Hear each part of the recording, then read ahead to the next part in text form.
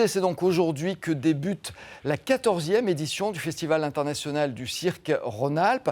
Une manifestation qui a quitté cette année la capitale dauphinoise pour s'installer dans le pays voironnais. C'est donc à Voiron que vont se produire les 80 artistes venus du monde entier. Au total, une vingtaine de spectacles proposés au public. Quels spectacles, quels artistes? Eh bien, pour le savoir, nous retrouvons tout de suite en direct de Voiron le créateur-organisateur du festival. J'ai nommé Guy Chanal, qui est accompagné d'Alex Nicolidi, ancien acrobate, agent d'artiste et sélectionneur des numéros du festival. Bonjour messieurs, vous nous accueillez en musique. Bonjour. Première question pour Guy Chanal. Alors, un nouveau lieu pour le festival, j'imagine que c'est motivant. Tout est en place pour le lancement de la 14e édition. Oui, c'est un beau challenge. Après 13 années passées dans un bâtiment, on se retrouve vraiment dans la mecque du cirque, c'est-à-dire le chapiteau. Et pour moi, c'est un challenge extraordinaire, et avec un accueil de Voiron et du pays voironnais extraordinaire. Donc c'est vraiment, tout est prêt. Vous avez déployé des moyens inédits avec cet immense chapiteau et ces deux pistes. On est presque chez Barnum. Oui, je me suis inspiré de ça il y a 14 ans. Je crois qu'il faut toujours aller regarder chez ceux qui font de belles choses. Et le cirque Barnum a marqué toutes des générations, et je me suis un peu inspiré de ça, effectivement, oui. Justement, aujourd'hui, on a quelqu'un qui a travaillé chez Barnum pendant 8 ans. C'est Bill O'Nock. Bill O'Nock, le clown américain. Il a fait 8 saisons, donc dans les années 90. Alors justement, aujourd'hui, on l'a ici. Alex Nicolidi, vous attendez 80 artistes, je crois. D'où est-ce qu'ils viennent et quels sont vos critères de sélection? Bon, ils viennent pas tous de chez Barnum. Non. Ils viennent un peu tous autour du monde. On sélectionne donc pas selon le pays, mais selon leur, comment on dit en anglais, skills, leur talent. Ouais. Et donc, on a aujourd'hui 13 pays représentés, quand même. Qui est en train de se produire justement derrière vous sur les répétitions, bien sûr? Comment vous dites? Qui est en train de se produire derrière vous? Ah oui, c'est Caselli Richter, la famille Richter et Caselli, qui sont Caselli allemand et Richter hongrois, qui font un numéro fabuleux de Cosaque, on appelle ça de la voltige à cheval et jockey, des acrobaties sur le dos de chevaux. Donc ils sont super. Aujourd'hui, ils sont les numéros 1 dans cette discipline. C'est difficile. Une énergie incroyable. C'est difficile d'avoir des artistes comme ça qui sont très demandés de par le monde? Attendez, je ne vous ai pas entendu. Oui, c'est difficile, mais c'est le rôle justement d'Alex Nicolodi, c'est que toute l'année, il parcourt le monde, il me fait des propositions, et ensuite on est, à l'heure que je vous parle, on est déjà en train de mettre des options sur des artistes pour 2016-2017, parce qu'autrement, on ne peut pas les avoir. Donc c'est vrai que c'est un travail de recherche permanent. Justement, oui. Alors j'imagine qu'il en faut pour tous les goûts. Et il faut aussi des artistes qui représentent toutes les disciplines traditionnelles du cirque. Non, pas forcément. Parce que justement, cette année, on a Topic. C'est un comique que M. Chanal a découvert sur la région. C'est un comique grenoblois qui fait plutôt du stand-up et du close-up. Et on a voulu le lancer au niveau clown, parce que je crois qu'il a un certain talent. C'est à lui maintenant de nous le prouver dans un chapiteau de 3500 places. On sait qu'il a un petit peu la trouille, mais c'est à lui de se lancer et d'y arriver. Ah bah écoutez, quand on se produit devant autant de personnes, j'imagine que ça stimule. On va voir un exemple de la diversité des numéros que vous allez proposer avec Karen et Dominique. C'est un numéro qui est intitulé « Les drapeaux humains » et qui nécessite, on va le voir, beaucoup de force, et on vous retrouve juste après.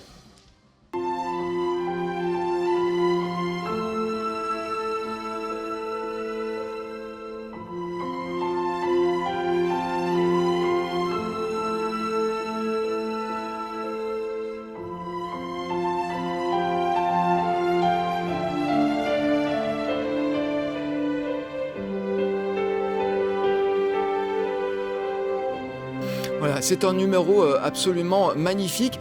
Guy Chanal, c'est vrai que le cirque a beaucoup évolué ces dernières années. Est-ce que la présence sur ce marché du Cirque du Soleil a beaucoup fait bouger le milieu? Est-ce que ça l'a stimulé quelque part? Je crois que tout ce qui touche au cirque, que ce soit le Cirque du Soleil, que ce soit l'émission de Patrick Sébastien, ça peut faire que du bien au cirque. Et aujourd'hui, nous, on essaye d'amener le meilleur en peu de temps. Après, il y a tous les cirques itinérants qui tournent toute l'année. Et je pense au Cirque Grus, ce sont de très très belles vitrines. Et je crois que ça donne un engouement. Et c'est le seul endroit, le cirque, où on peut rêver les yeux ouverts. Et par les temps qui courent, je crois que c'est quand même important. Alors, je le précise quand même, pour ceux qui n'auraient pas compris, c'est du vrai cirque avec un vrai orchestre. Ça aussi, c'est important de retrouver un vrai orchestre et plus seulement une bande-son. Oui, exactement. C'est 11 musiciens qui est spécialisé dans le cirque. Il y a beaucoup d'orchestres de partout. Celui-là vient de Pologne. Il fait que du cirque. Il fait tous les plus grands festivals mondiaux. Et on a la chance de le récupérer chaque année. Il nous suit maintenant depuis 14 ans. Donc c'est un honneur pour nous de le recevoir. Est-ce qu'on peut parler de regain d'intérêt pour le cirque de la part du public? Est-ce qu'il y a justement un public qui se renouvelle? Oui, je crois que le public, si vous voulez, d'abord c'est intergénérationnel. Moi personnellement, j'ai connu le cirque, j'avais 5 ans avec Achille Zavata. Après ça, j'amène mes enfants, les petits-enfants. Je crois que c'est familial et on ne se prend pas la tête. Le cirque, ça fait rêver. Alors, Alex Nicolodi, est-ce qu'on trouve de plus en plus de numéros qui mélangent les genres aujourd'hui, qui sont un petit peu inclassables, ce qui n'était peut-être pas le cas il y a quelques années? C'est vrai, parce qu'avec les années, on a perdu un peu les grosses familles qui suivaient la tradition de père en fils. Et donc là, ça se mélange beaucoup maintenant avec les écoles du cirque, justement avec le Cirque du Soleil, des gens qui se réunissent avec des autres groupes et ils montent de nouveaux numéros inattendus. Et donc on est là, nous, pour chasser. Ouais. Alors, est-ce qu'il y a aussi quand même la présence de numéros traditionnels? C'est d'ailleurs le cas avec les artistes qui se produisaient en répétition il y a un instant avec Richter. C'est un numéro classique, oui. C'est le pas de deux à cheval. C'est important aussi de garder ce lien avec l'histoire du cirque. Oui, absolument. Eux justement, c'est une famille je pense, plusieurs générations, Richter, en Hongrie. Et ils détiennent 3 cirques. Donc c'est une famille qui sont très à la pointe sur notre métier.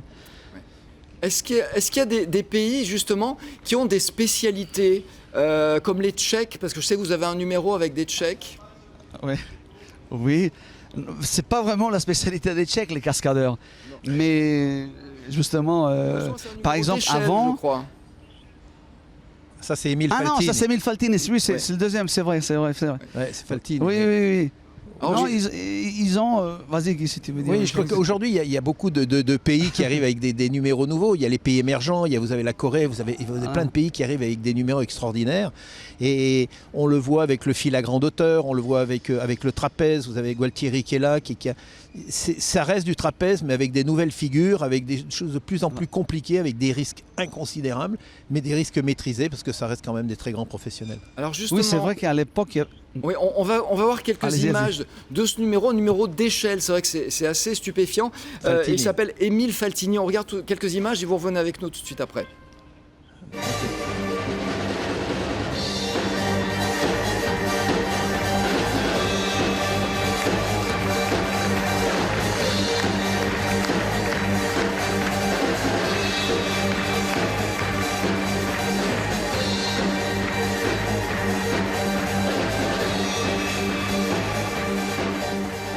Voilà, numéro exceptionnel, Emile Faltini. Messieurs, qu'est-ce qui attire le plus les jeunes aujourd'hui qui se lancent dans l'univers du cirque, qui ne sont pas forcément issus du sérail, mais qui sont attirés par cet univers? Parce que c'est un univers que ça vous attire tout simplement, c'est quelque chose de magnétique. Une fois que vous rentrez dedans, c'est difficile de vous sortir. Oui. Ça, je peux vous garantir. Moi, je viens de cette génération. Et si demain vous me dites Alex, tu veux y aller dans la caravane habitée, j'y vais, il n'y a pas de problème, sur la route. Malgré ça fait 25 ans que je suis dans un appartement. Donc on comprend cette fascination de la jeunesse. Oui, ils m'ont donné le virus, parce que maintenant je suis dans un bungalow et moi je suis comme eux, j'ai envie d'y aller. Donc on peut comprendre cette fascination de la jeunesse pour ce monde du cirque qui est lié à l'enfance, qui fait rêver. Mais est-ce qu'il y a vraiment des disciplines qui attirent plus que d'autres aujourd'hui, qui attirent cette nouvelle génération d'artistes ? Vous savez, les nouveaux artistes dans le cirque, il faut savoir aussi une chose, il y a beaucoup de gymnastes qui viennent des pays de l'Est, tout ça. C'est créatif d'emploi, le cirque aujourd'hui. Vous avez des sportifs de très haut niveau, parce qu'on retrouve que des sportifs de très haut niveau, qui font du trapèze, qui font du trampoline, et qui, une fois fini leur carrière sportive, se retrouvent à chercher du travail. Et dans le cirque, ils ont une longévité qui est extraordinaire. Un très bon exemple aujourd'hui, c'est les Cubains. Ça veut dire les Cubains, c'est des sportifs de très haut niveau. Ils les récupèrent, ils les forment en un an et ils font des super numéros.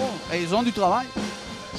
Très bien, écoutez, on laisse les artistes répéter. Merci de nous avoir accueillis donc sous ce chapiteau. Je rappelle que c'est à Voiron, que c'est le Festival international du cirque Rhône-Alpes, désormais à Voiron. Ça commence aujourd'hui, c'est jusqu'à dimanche. Merci pour votre accueil, merci pour votre enthousiasme et merci aussi à nos équipes de France 3 Grenoble qui ont assuré la technique. Merci beaucoup.